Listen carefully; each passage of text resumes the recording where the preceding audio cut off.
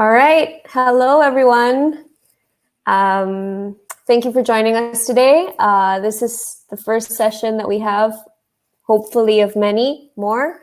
Our goal with these webinars is really to help owners and property managers with some tips on how to adapt their vacation rental businesses.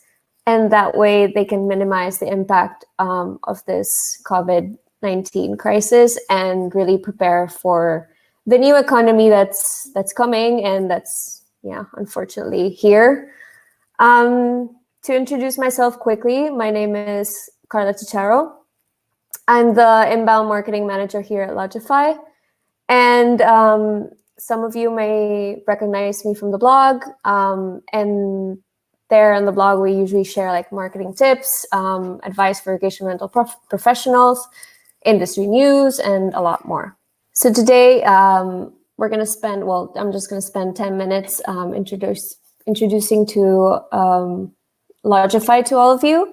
Then we'll move on to 40 minutes of discussions with Alltherooms, where we have Victor with us, Pedro from Pricelabs, and Jasper from Getpaidforyourpad and STR Profit Academy.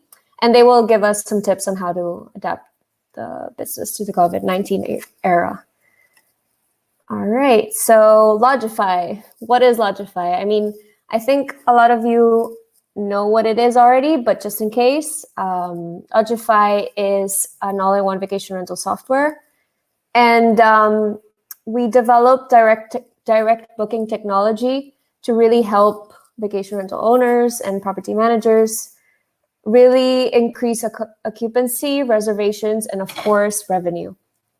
So with our software, we not only offer a website builder where you can create your own website and start getting online direct bookings, but you can also use our channel manager to really connect all of your channels and manage everything from one place. And just recently, this is something that we're preparing right now, which is our property management modules. This is really exciting for us because we're finally going to have some task management, guest management, automation, and ultimately some accounting modules in our software. So yeah, this is really exciting for us. We just released a new starter plan, and the starter plan ultimately is it came out really because of the pandemic, and it's a lot cheaper than a usual subscription plan. And yeah, it's really to help out those owners that right now can't really afford to invest in software, but still need software, of course, and really to get them up to speed so that when everything recovers, they have everything, set up. So yeah, we have that starter plan now. And yeah, that's it for Lodgify. So a few reminders before our speakers start with their presentations. So be sure that you're listening to me. I hope so. I hope you are. I hope audio is turned on. We can't hear you guys, but we can read your comments on the chat, and we can also see the questions that you're leaving in Ask a Question, which is below. You can also answer our polls over there, which is in the lower part of the screen. And yeah, that's it. Our guest speakers today, as I mentioned, is Victor Vasalar from Alltherooms. We have Pedro Borges, data scientist from Pricelabs, and Jasper Rivers from Getpaidforyourpad and STR Profit Academy. So without further ado, I'd like to present, Victor, and he's going to talk a bit about some tips on how to adapt to this new economy. Okay, so thank you, Carla, for that introduction. As Carla mentioned, my name is Victor Vasalar. I head up the data sales and partnerships team here at Alltherooms Analytics. If you're not familiar with us, we provide insights into the short-term rental market. So hosts such as yourselves can benchmark your properties against the performance of the greater market. Typically, we look at past performance, past bookings to feed our benchmarking tools.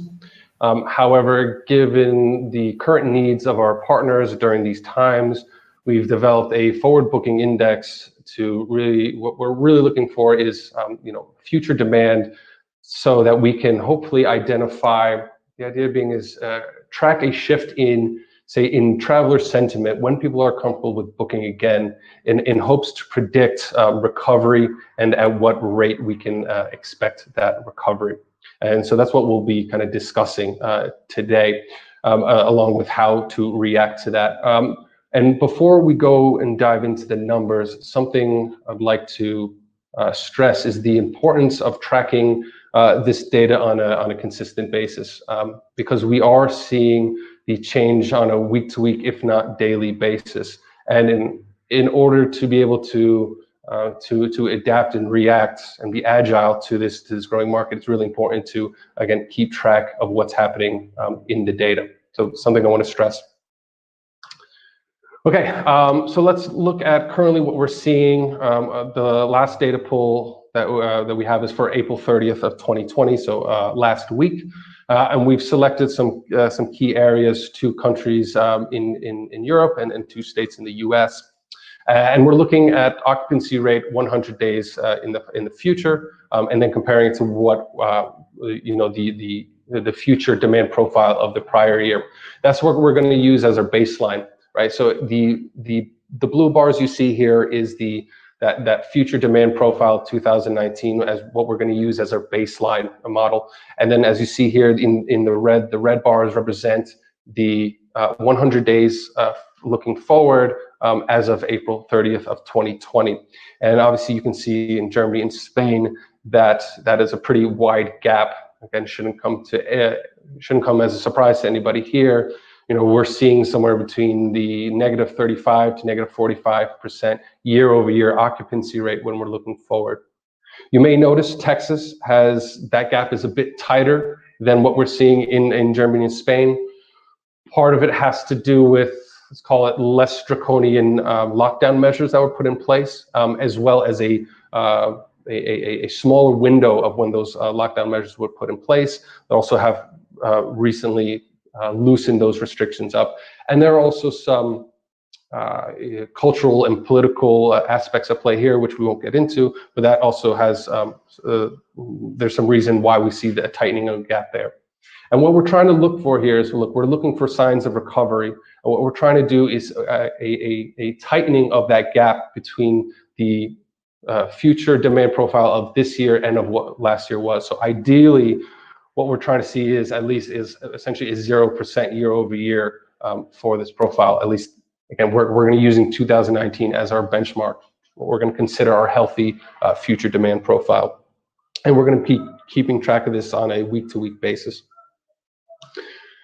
And so to that end, that's what we're seeing here. This again is still we're looking 100 days forward, but we've mapped out different pulls. So we've pulled the future demand from in early April and for right now, and we want to understand what the difference has been, and we're really trying to see what consumer sentiment, traveler sentiment is, and how that's changing.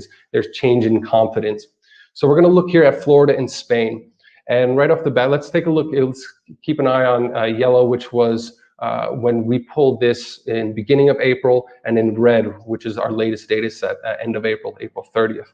And off the bat, you'll notice a shift in bookings for the short term, right? We're looking about, within a 21 to 30 day span, whereas earlier in the month, people were more focused on those bookings in the short term. And as time has gone on, that has shifted and that confidence has decreased here. And you'll see the same trend here, what we're seeing in Spain.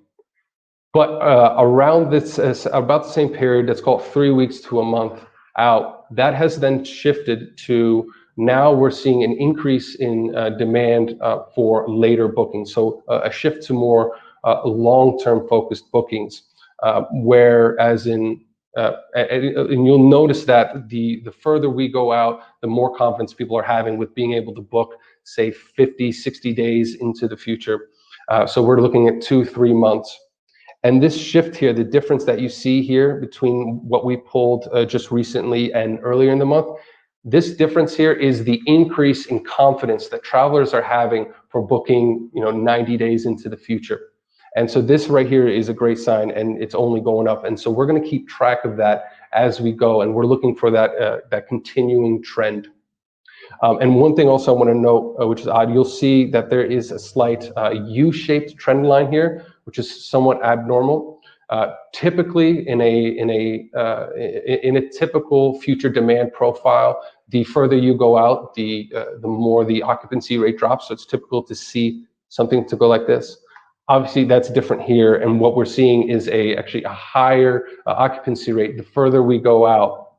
As people are more confident that, okay, we'll hopefully be able to, travel at the tail end of the summer months. And that's what we're seeing here, over April. I know Spain, for example, I believe, if I'm not mistaken, they've extended the lockdown measures, but there is that light of the end of the tunnel. There is a bit of hope, and confidence is really what we're trying to track, that traveler sentiment.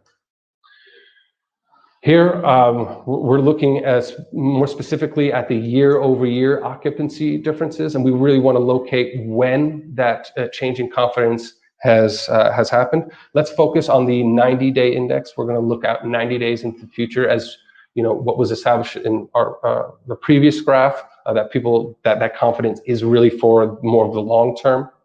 And if you look at Germany and Spain, here green and blue on your screens, they follow a similar trend line.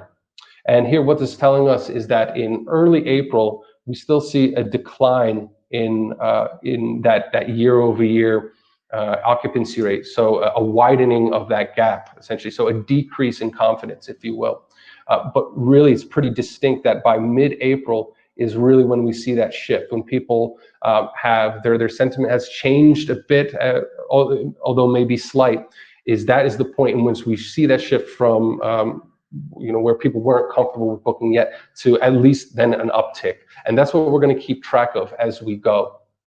And we're going to highlight a little bit further here. You'll see here on Spain, we're going to focus again on the 90-day index for Spain and Germany. Here the red, that is that year-over-year rate change. You'll see mid-April is really when that shift was. Now, although it is a slight change, we're talking about, say, a 2% lift here, 3% change here. As slight as it may be, this is a great sign. That, again, this is telling us that there is a shift in that traveler sentiment. People are comfortable with being able to book further out. And so this is the beginning stages of a recovery. What we want to make sure, though, is what we're going to track is this a continuing trend? And we hope that we don't see a downturn. And if this is a continuing trend, and then at what rate are we increasing? Are we improving? What that'll do is that'll prepare you then for that increase in demand. This will feed maybe your pricing strategies, or what your weekly to monthly discounts may be, and when you can expect that uplift, and what you can maybe what you should be pricing your units at down the road. And so that's really what we're looking at here. So our data is really more geared towards how you should be shifting your strategies for when that demand picks up, and at what rate that demand picks up. Okay, and then again, it's something that should be tracked on a consistent cadence. But what we've also taken a look at is what other people are doing. I'm assuming many of the people on this call have made changes to their listing profile, to make travelers feel more comfortable, to maybe ease their concerns that they may have, to enable that confidence. And so what we've tracked in the U.S. at least are mentions of CDC in Airbnb listing descriptions. CDC, for those that are unfamiliar, stands for Center for Disease Control. It's a U.S.-based organization that we look towards for kind of direction during these times of crisis for the virus.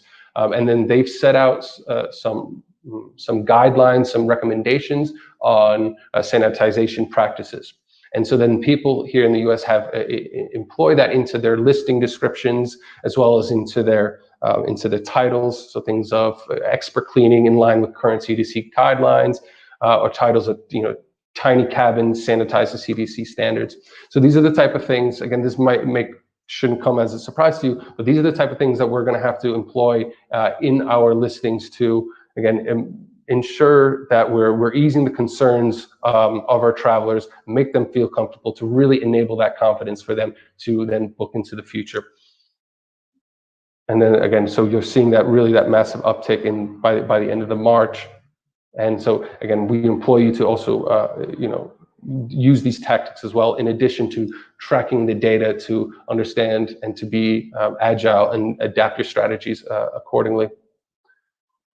Okay, and last thing I want to mention, as I believe my time is here winding down, is I want to stress, the importance here of being able to consistently track the trends that I've just mentioned, that I've just highlighted, as you'll be able to then adapt accordingly to what we can expect for this future demand.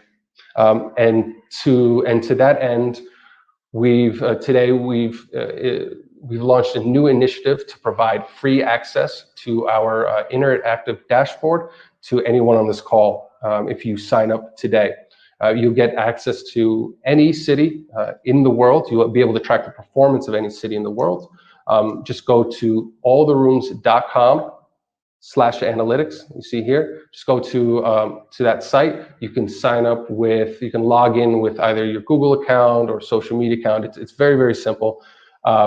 So you can grab access, whether it's tomorrow, the following week, or the next month, but you have to sign up today. So I please implore you to take advantage of that while it's still active.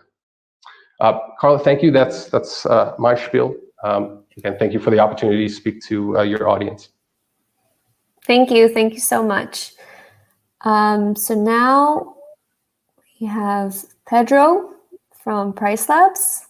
Welcome back. Cool. Can you see my screen? Yes. Okay? All right, perfect. Yeah, so hi. Thanks for having me. Super cool to be talking to so many people from different places. I don't think I've ever presented to people from so many different countries. But my name is Pedro Borges. I'm a data scientist at Pricelabs. And if you don't know, Pricelabs is a dynamic pricing provider. So we do price recommendations and update prices directly on your PMS. So we have like a great partnership with Lodgify. And if you connect Pricelabs with Lodgify, Pricelabs will automatically update prices based on your market. And we also believe a lot in using rules to kind of tailor your price recommendations. But let me just jump right into the presentation here. So Alltherooms had some awesome data, and I'll show a little bit of data, but I'll try and make a connection between data and some actionable suggestions here that we can use. And like we saw in the last presentation, what's really the big issue here right now is that occupancy is down all over the world. So we're seeing markets down by up to 80% in new bookings. And but the other things that we're seeing that are actionable is length of stay is up about 2 times the normal amount, what we would expect for this time of the year. So what we're seeing is stays for 15 days or more are up 75% in a lot of places, with the exception of Europe, which has more or less normal length of stay. And then the other thing that's kind of interesting is that lead time is down by 50%. So we're seeing that all the longer lead times are gone pretty much. So people aren't booking far ahead. And one of the reasons is with so much uncertainty is pretty predictable that people will just not book far ahead. The people are waiting to see what are the restrictions that are going to be in place, if travel even going to be possible at that point. So what we saw is that a lot of those bookings disappeared, and we're just getting a lot of last minute bookings. Well, relatively a lot considering occupancy is down, but last minute bookings. Yeah, and just to kind of show this is data that's this is reservation data. So this is actual reservation from managed properties. So kind of a biased sample in terms of the data, but it's biased in a nice way, right? So this is what we're seeing for professional managers, more or less. So what we're seeing is this is showing new bookings in terms of the booking window. So if you look at the beginning of the year here, we used to have a lot of bookings that were 15 days or more, and now they represented sometimes more than half the total bookings. But now those are pretty much gone. So kind of to the point that I've made earlier, people aren't booking far ahead, and we're getting the bookings for last minute bookings, so 15 days or less, are more or less constant in some cases. They're also down by a little bit, but much less drastic than the longer bookings. The other thing that we're seeing is length of stay, like I said, and this is kind of the visual for that. So this is just focusing on longer length of stays. So you can see here that length of stays of 15 to 21 days are more or less constant, considering taking as reference the beginning of the year. But bookings for 22 to 30 days and then 31 to 60 days are significantly up. So there's a couple reasons we can that we can attribute this to. So one of them is people trying to get out of the city, for example, to do their quarantine in a place that's a little bit more remote. So they take longer bookings. The other one is people that get stranded in countries. So we've seen reports from all sorts of countries, but obviously like Israel, when they did their lockdown, a lot of people just found long-term bookings there. So we're seeing a little bit of a shift from property managers trying to pivot a little bit from short-term rentals to medium-term rentals. And this is, I think, a reflection of that. Yeah, so let's talk a little bit about, like, based on all this data, what can be done. So in Pricelabs, we've been doing this kind of automation that reflects this data that we've been seeing. And so these are some of the items that we're recommending, both in terms of automation and in terms of policy that you can put on your short-term rental. But does not mean that you need to have automation to implement these. These are good ideas to keep in mind, even if you manage your listings however you manage it. So the first thing, which I like the most actually, is length of stay discounts. So with this shift to medium term bookings, so longer term bookings, like maybe a week or a month or more sometimes, to take advantage of that, I definitely recommend trying to use length of stay discounts. So in Lodgify, you can do a weekly discount or a monthly discount. And what this does for you is that you capture those bookings that are in higher demand, right? The long-term bookings. And at the same time, if you want to keep the higher price for the short-term bookings, you can still do that. So that's the great thing about length of stay discount.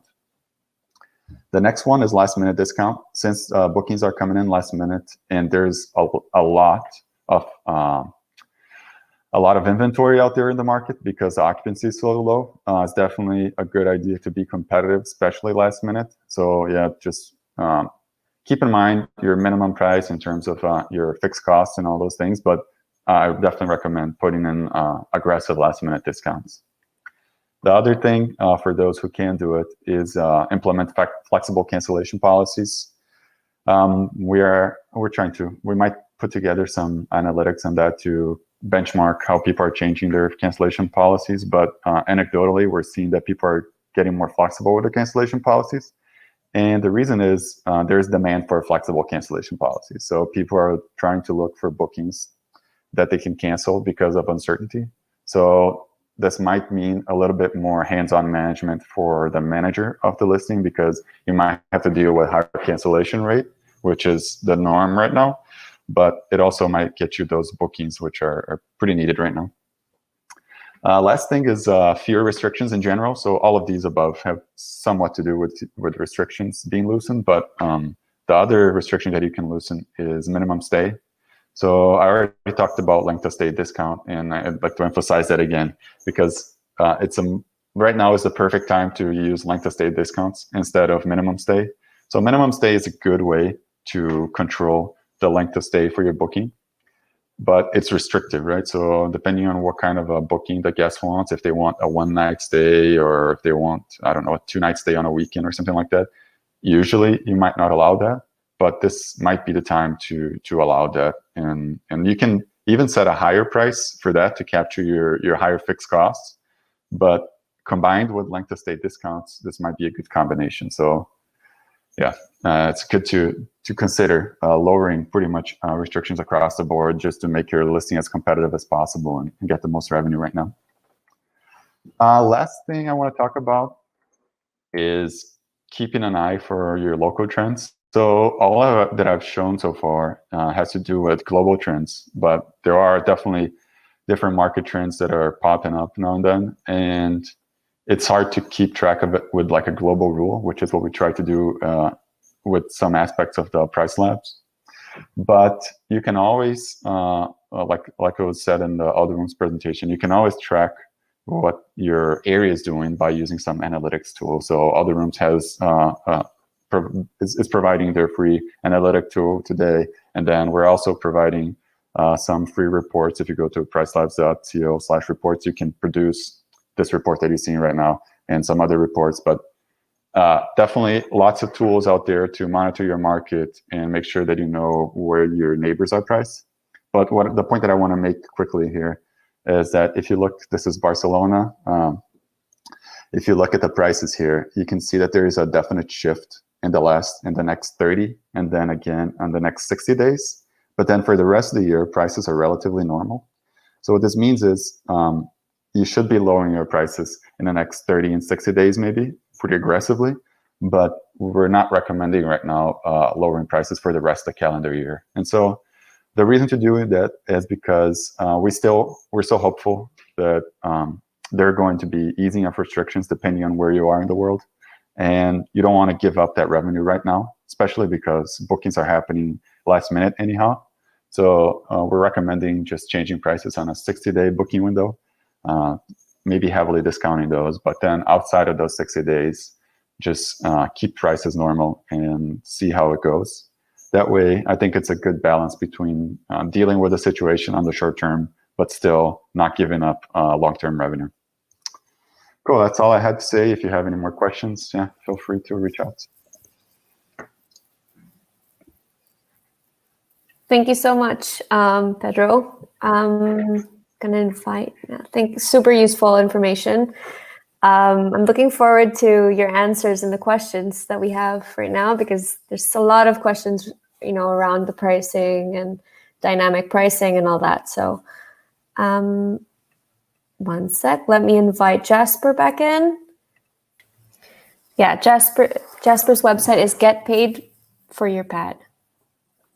There we go. Oh, I think it's working now. Yeah. Yay, I'm back.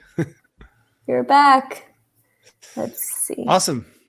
Well, there's a lot of people on this webinar from a lot of different countries, which is really awesome.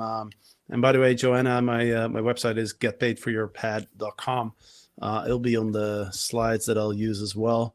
But yeah, it's really exciting. I see people from Canada, Italy, United Kingdom, Bermuda, Portugal. I see Vina from Arizona. I know Vina, she's in our community. So yeah, lots of people from lots of different countries.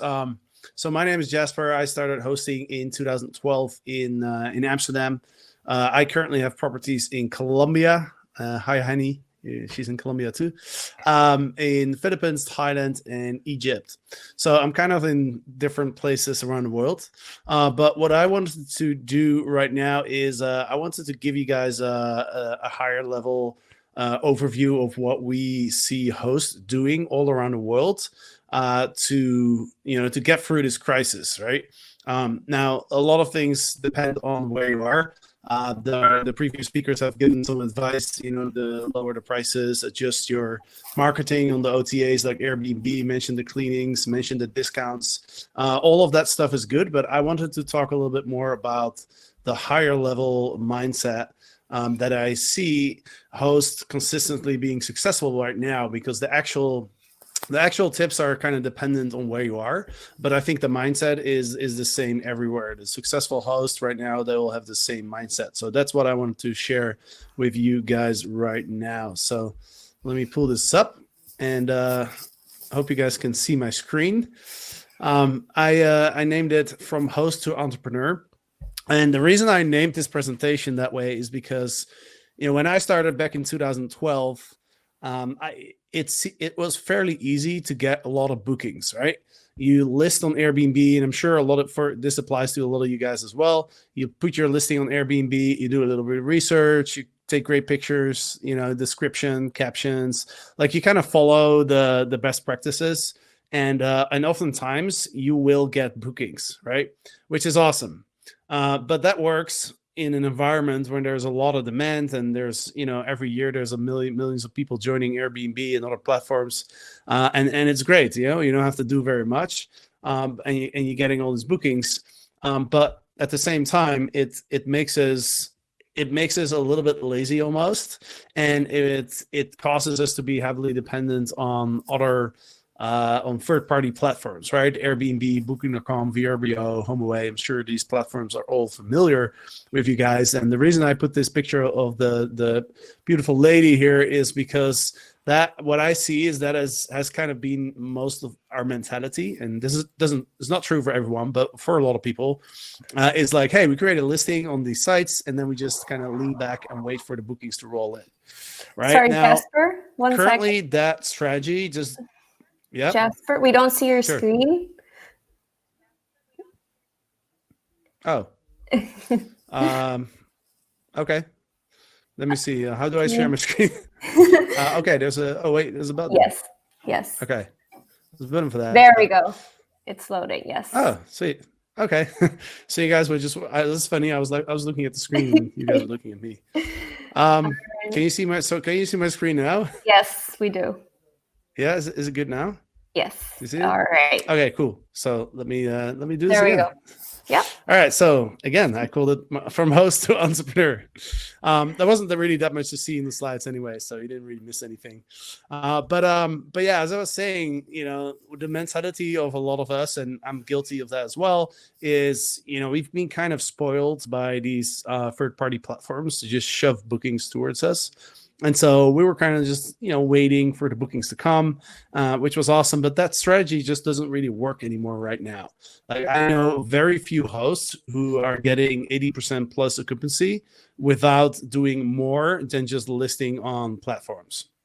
And so I wanted to share a little bit about what hosts are doing all around the world to host in our community. We have over 30,000 hosts in our communities. And so we look every day, we see what hosts are doing. And the people that are really being successful, regardless of what location they are. Now, of course, if you're not allowed to rent out right now, then there's not much you can do. But what people are really doing is they're utilizing other marketing channels. Right, so they're going beyond the Airbnb, the Booking.com, the VRBO. They're going to the long stay platforms. For example, in the US, there's Craigslist, there's Zillow, there's Facebook Marketplace, Furnished Finders, and depending on what country you are, there's probably different platforms that are popular. There might be Facebook groups where people look for accommodation, because there's still people looking for accommodation, right? It's just different type of people, and they're looking for a different reason, right? Before, we usually cater to the business travelers, the vacationers, and right now nobody is traveling for work or for fun. The people that need accommodation, they need it because they need it they're either in the medical profession, or they need out of necessity. They're either stuck somewhere, they want to quarantine themselves, or they want to get away from the busy cities. So it's a different avatar that we're trying to market to. And we really have to go outside of the OTAs to find those people, right? I mean, we're still using the OTAs, and the OTAs, by the way, that's Airbnb, Booking.com, etc.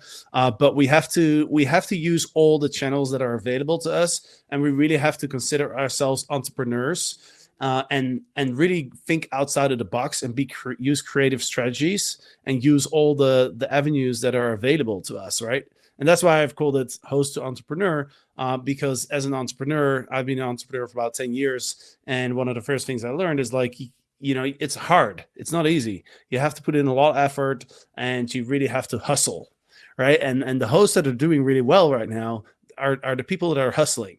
They're on social media, right? Because right now everyone's in quarantine, right? So what are people doing? They're watching Netflix, they go on Instagram, they go on Facebook. You can look at stats, but online usage of all these platforms has increased a lot.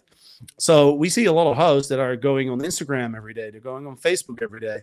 They create a Facebook page for their listing. And even if you have one listing, just an Airbnb listing, for example, you can still create, you call it whatever. You see your name is Steven's Perfect Getaway. You create a Facebook page, call it Steven's Perfect Getaway, invite all your friends to like it, start posting every day about your property, reach out to your friends and family. There's a lot of things that you can do. But it takes work, it takes effort. But another thing that everybody can do right now is, if you're an Airbnb, you can find all the phone numbers of your past guests, right? That's something that we've seen people have success with. You can download those phone numbers, and then what you can do is you can literally just send your past guests a message and just say, like, hey, hope you're doing well.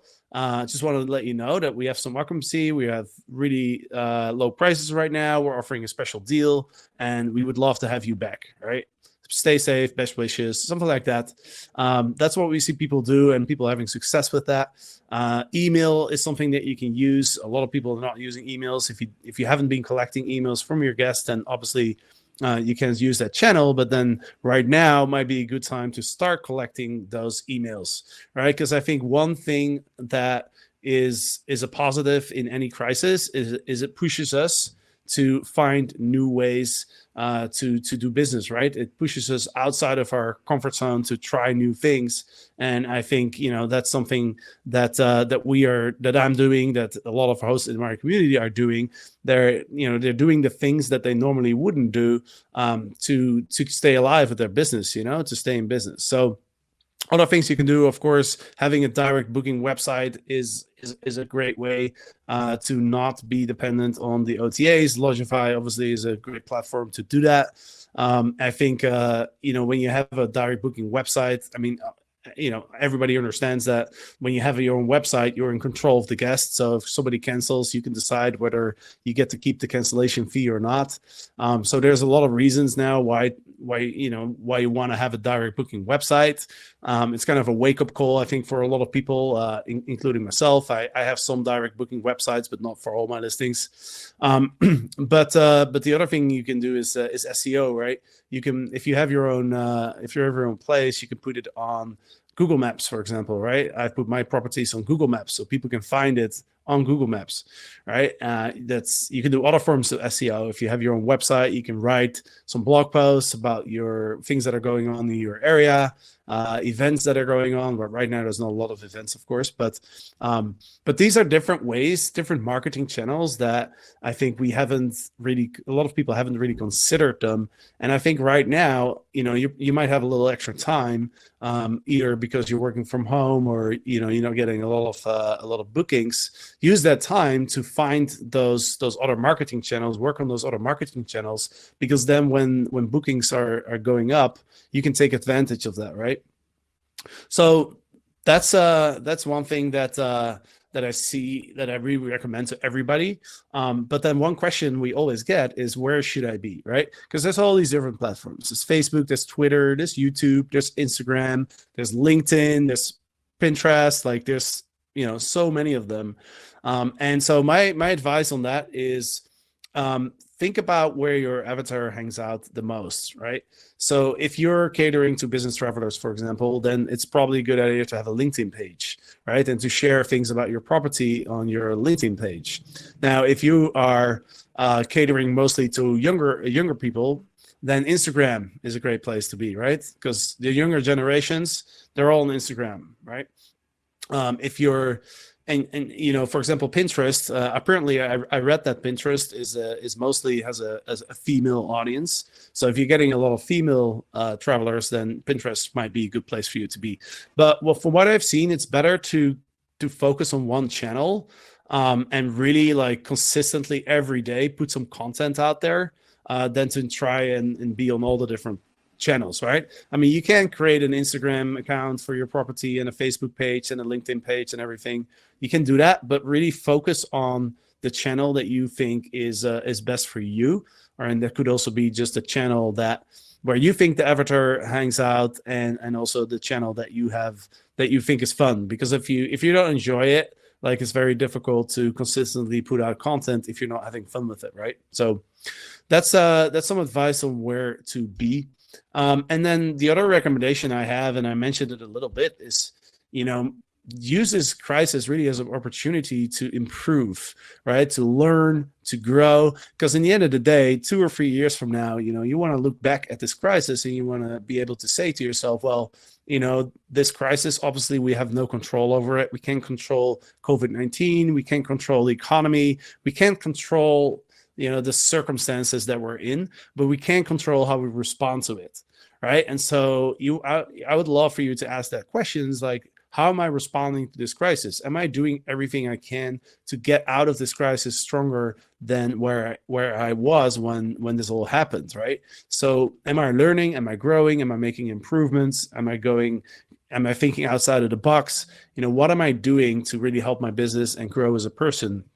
And so, there's obviously now is a really good time to learn, because a lot of education is for free right now. Because obviously people don't really want to pay much for education. So you can find lots of cool places to learn, like this webinar. And the fact that you're on this webinar already is a sign that you have the right mentality. But there's lots of places to learn. There's lots of places to grow. So I want to encourage everybody to do that. If you want to learn from me or my community, we have a lot of places where you can go. Get Paid for Your Pad is a blog, is a podcast. There's a YouTube channel. I've published about 332 podcasts or so, going back 6 years. So if you're bored, you're welcome to listen to every single episode. But there's a lot of good info on there on the blog as well. It's all for free. And if you want to join our Inner Circle, which is a private group where we charge $97 a month, and we do weekly trainings. So we have lots of recordings of past trainings in there as well. And it's a very cool community to be in. So those are the options that we have. Jasper at getpaidforyourpad.com is the best way to reach me. And I'd say thank you for watching this presentation. Thank you for being on this webinar. And I guess I'll hand it back to Carla. So let's get started with some questions. Just a reminder, everyone, if you have any other questions, you can leave them in Ask a Question down below. Let's start with Viv. Viv mentioned that if we could share with her some government aid links. We just released a COVID-19 hub. I've linked on the question. I've answered it with the link to that page. I also recommend to have a look at VRMB's reset page. And I know that Jasper also has a survival kit, which is also very useful. And I'm sure government aid links and everything are there. All right, next question. Olivia asks, she belongs to several Facebook groups, specifically for guests asking for places to stay in our area.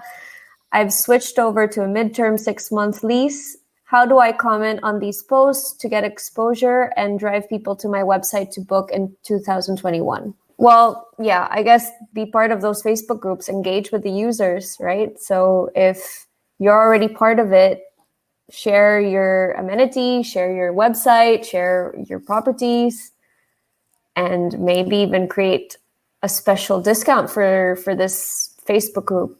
Just engage with the users that are on that Facebook group and nurture them till they actually, can start booking.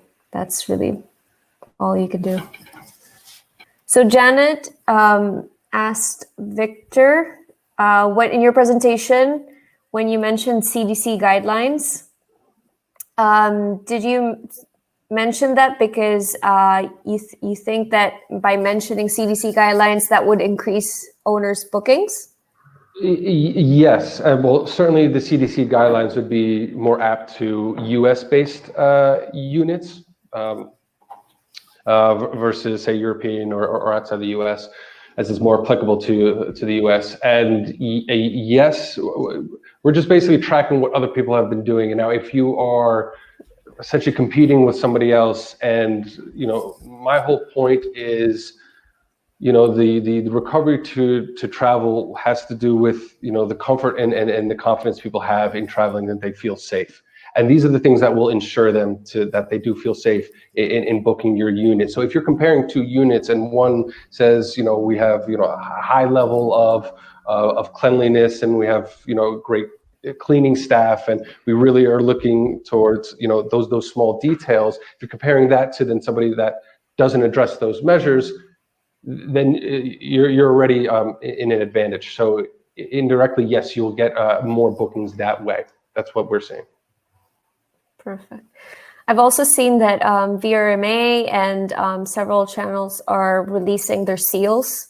So they're releasing cleaning protocols, and lots of websites are posting that seal on their own websites. So when people access their website, they see, okay, I have the seal of VRMA. My property is cleaned properly. I'm following this protocol, etc. So do you guys think it's important to also post cleaning protocols on your website or on your listing? Yes. So, yeah. Yeah. Sorry, is Jasper? Or was it Pedro? Probably have more insight on the host than I do. I can only comment where we're seeing the data, but I'd say for sure. I apologize for taking your time. No worries. No, I mean, yeah, absolutely. I mean, you have to think about who is your avatar, like who's your potential guest, get in their mind and think, well, what are they looking for and what are they concerned about? All right. So one of the concerns, obviously, right now is that people are afraid of the virus, right? So you have to let people know what you're doing to keep them safe, right? So you can mention things, the cleaning protocols. You can mention, if you take a couple of days in between bookings, for example, that can really give people some peace of mind. So you really want to communicate those things. I mean, in general, you always want to, in sales, it's like you have to remove objections to buy, right? It's a general sales principle. So you have to think about the objections that your future guests might have, and you want to take those objections away, right? So you want to answer the questions that they might have. You want to answer them before they ask, so that they can just book, if that makes sense. Mm-hmm. Mm-hmm. Perfect. So, Pedro, quick question. As far as revenue strategy, what do you really recommend them to do? So how do you think owners should be changing their rates, and by how much?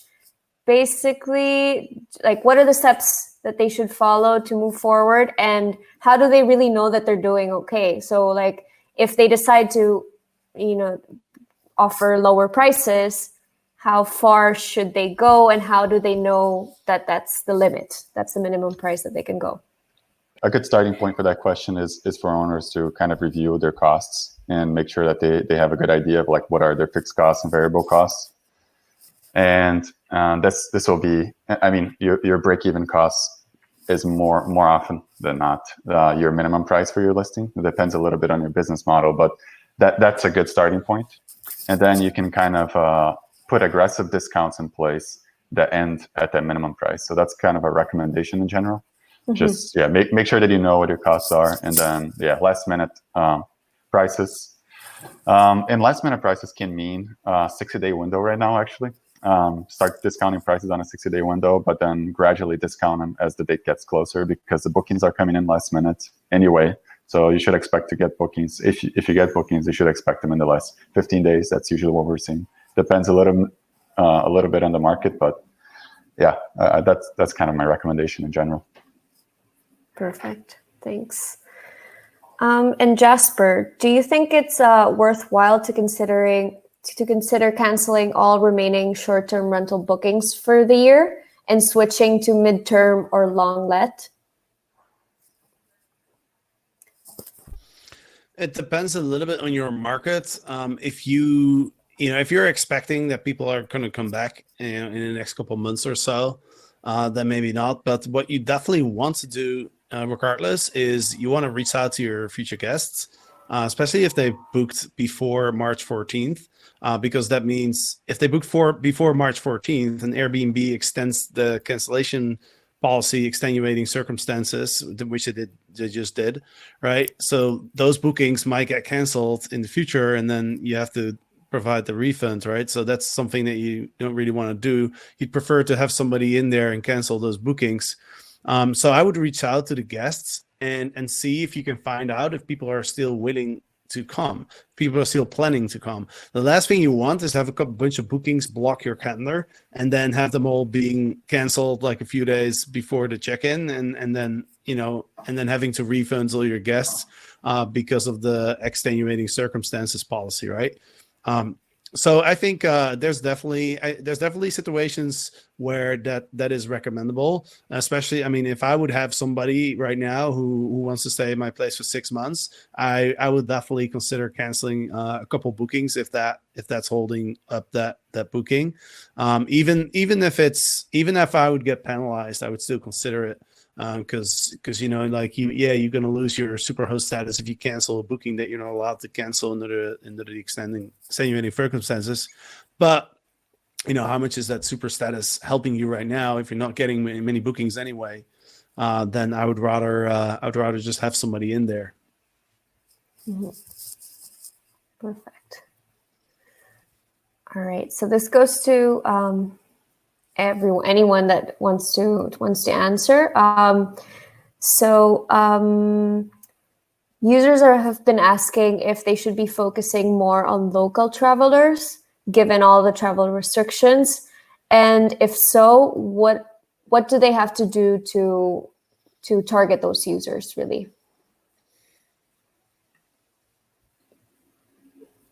So I could talk a little bit about that. Mm-hmm. Yeah, what we've been seeing, definitely some areas. I saw a user here, Arizona, saying that they're seeing a lot of local travel. Yeah, that's definitely a good example. We're seeing a lot of suburbs also getting some decent bookings because people are leaving the big urban centers. So for sure, a trend, local travel is a lot more important than international travel or even like a long distance travel, even if it's domestic. Mm-hmm. And what we're seeing is marketing. So to Jasper's point, like, use your local marketing channels, and that's some examples of what we're seeing in terms of like successful stories is people using their local marketing channels to attract that local tourism. Yeah. What we've seen recently is that it's very important to get in touch with local tourism boards because they're also suffering this and they want to promote their areas also. And if you get in touch with them, you can really like work together and see what you can do together. But if they can have your listing, your property or properties on their website, not only is that going to help you in terms of SEO if you have your own website, because that's a backlink, but it would be great for booking conversion as well, because if they go to the local tourism board website, they see your property as a recommended property. It's like it's a free advertising almost. So yeah, we highly recommend always on our blog is to network and get in touch with local tourism boards because they can help a lot in this case. How far out does the longer LOS pattern stay? Through the summer? This is more for Pedro. Yeah, so we're focusing on LOS patterns for new bookings, right? And we're not seeing far out bookings. So I guess that pattern is a little bit biased. So what matters is right now, what are the new bookings coming in and what's the length of stay, right? Because really, if someone booked a longer booking 6 months ago, it was a completely different time, and it really doesn't matter that much anymore. Like historical patterns aren't that valid right now because this is such an unusual situation. So if we're focusing on recent patterns, then LOS, only metric that we have is only for the next few months because that's when bookings are happening and LOS is down. So it's hard to talk what's going to be the LOS in the summer because we're not seeing that many summer bookings right now. So I guess it's still not the time to talk about the LOS in the summer, and LOS is down in general. Or sorry, LOS is a little bit up on average. My bad, other way around. Perfect, thanks. All right, so if all of you would have to recommend 3 marketing strategies right now to your clients, what would they be? Number one, the lowest hanging fruit, in my opinion, is your past guests, right? Because those people have already stayed at your property, right? Hopefully they had a good experience. If you probably have their contact information, either a phone number or an email, and so one tip that I would share is, if you have the phone number, then you can probably tell by the numbers whether that person is local or not. So if I have for my my property, if I have a property in Amsterdam, like there's no point sending a message to someone from New Zealand, right? Because they're not gonna travel around the world. But if I see that there's the phone number indicates that it's a Dutch person, then that will be somebody to contact, right? So I would say past guests is definitely my number one place to go for new marketing strategies. And then I'd say number two is Facebook groups, right? There's lots of Facebook groups. People are advertising all sorts of stuff in there. There's Facebook groups where stranded travelers are looking for places. There's students that can go back to their campuses. There's travel nurses, but you gotta look, you gotta search for it and be really proactive. Was it 2 or 3 strategies? It was 3, but 3. Yeah, and then I'd say the number 3 is the your listings on the OTAs. You have to adjust them, right? So I know Pedro and Victor have talked about this, right? Lowering your prices and changing your advertising, changing your title, changing your pictures. Like one tip that I'll share from one of our Inner Circle members is she created a picture with her cleaning procedures, because people are more likely to look at the pictures than to read through your description, right? So anything you want to communicate, you're best communicating it through the photos. Thanks. Victor, 3 tips, 3 marketing strategies. Okay. Yes, let's see. I mean, I guess my overall theme here was, with respects to the confidence in the travelers, and really goes to creating a space, either through your listing profile, through your photos, through your descriptions, through your communications with them, to ensure to that comfort and really facilitate that confidence in being able to book your unit, and then in comparison to kind of what's out there. Number 2, maybe less of a marketing strategy per se, but it's more from a strategy standpoint, or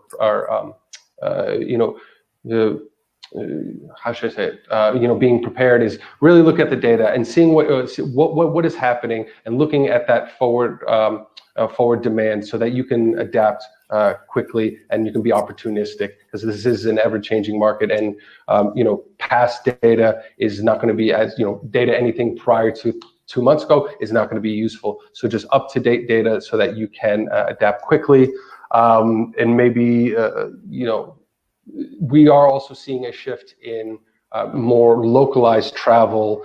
International travel here is it's not going to come back for some time. It's really going to be focused on more domestic travel, what people call staycations.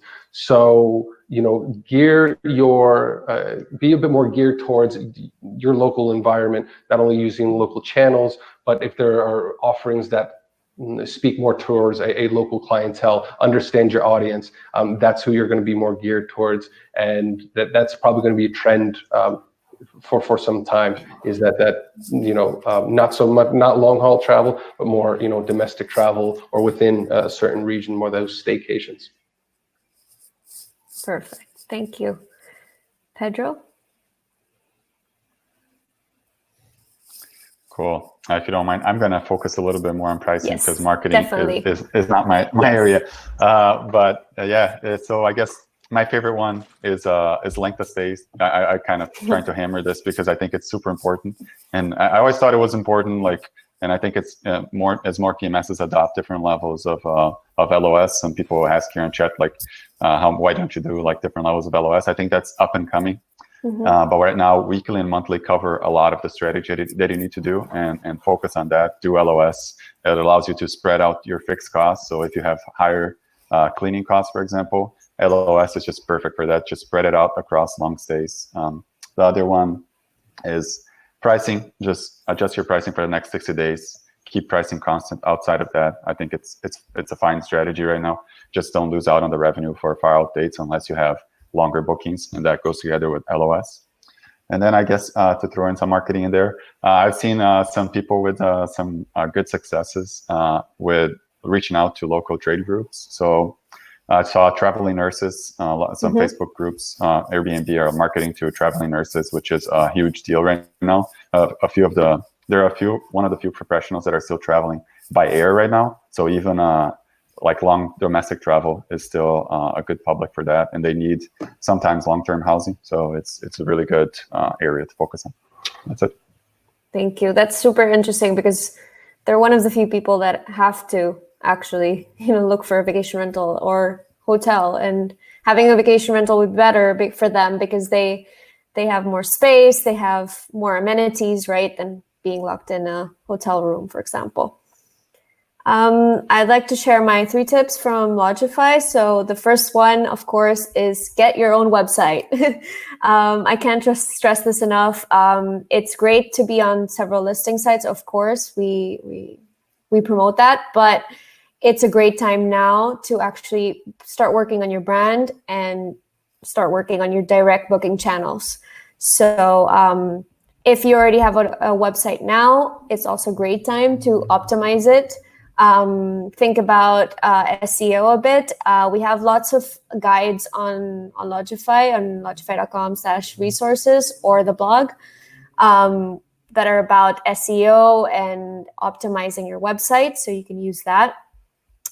Another tip that I'd like to share is that get in touch with local tourism boards. They're interested also in promoting your property because they're interested in getting tourists or travelers to their area. So yeah, that's a great time to work together. And also even like local restaurants or shops, if you can invest maybe on some local amenities, I don't know, maybe something like a gift basket or anything, and you can do that with a local shop. That will help the local shop, and it will help you eventually. So yeah. And then the last tip would be diversify your services. So yes, get technology, automate things. A lot of travelers moving forward are going to be very interested in self-check-in. So having software that doesn't force you, to get in touch with the traveler, but they can do it themselves, and you don't have to meet with them, and you don't have to be close to them. That's going to be very interesting for travelers in the future. So look into automation, anything that you can do with software right now, and that can make you a bit more efficient, so you can focus on being more personal, like offering a more personalized service. That's great. So yeah, those are the 3 tips. I think there's still some questions left, but I'm going to ask them privately to Jasper, Victor, and Pedro, and I will send it to all of you guys, all of the attendees, via email. So we won't leave out any of the questions. We will answer all of them, but we have to cut short the webinar here. But yeah, thank you so much, Jasper, Pedro, and Victor, for joining us and being a part of our first webinar. And thank you everyone that attended. It was a huge pleasure to be with you guys today. And yeah, we'll get back to you via email with the recording of this webinar so that you can watch it again, and the answers of these questions. All right. Thanks, Thank you, guys. Thank you, Carla. Appreciate it. Thanks, everybody. Thanks, Bye. Carla. Have a good one. Bye. Thank you. Bye.